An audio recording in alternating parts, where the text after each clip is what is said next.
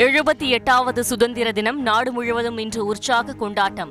டெல்லி செங்கோட்டையில் தேசிய கொடியேற்றினார் பிரதமர் மோடி.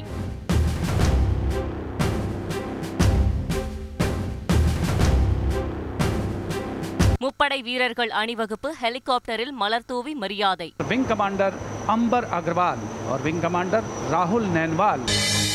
ஒரே நாடு ஒரே தேர்தல் திட்டத்தை நடைமுறைப்படுத்த ஒன்றுபட்டு ஆதரவளிக்க வேண்டும்.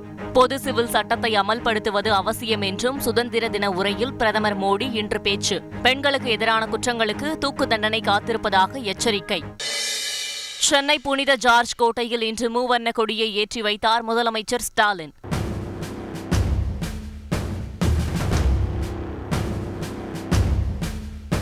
பல்வேறு துறைகளில் சிறந்து விளங்கியவர்களுக்கு விருது வழங்கி கௌரவிப்பு. 2026 ஜனவரிக்குள் 75,000க்கும் மேற்பட்ட அரசு பணியிடங்கள் நிரப்பப்படும் என முதல்வர் உறுதி.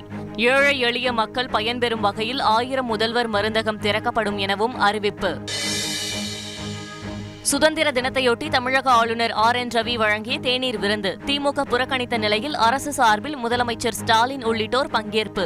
ஆளுநருடன் கருத்து வேறுபாடு மட்டுமே, மோதல் போக்கு இல்லை என சபாநாயகர் அப்பாவு விளக்கம். தங்களை ஆதரித்தால் பட்டியலின சமுதாயத்தவரை முதலமைச்சர் ஆக்குவோம், பாமக தலைவர் அன்புமணி ராமதாஸ் உறுதி. சுதந்திர தினத்தையொட்டி அனைத்து ஊராட்சிகளிலும் இன்று கிராம சபை கூட்டம்.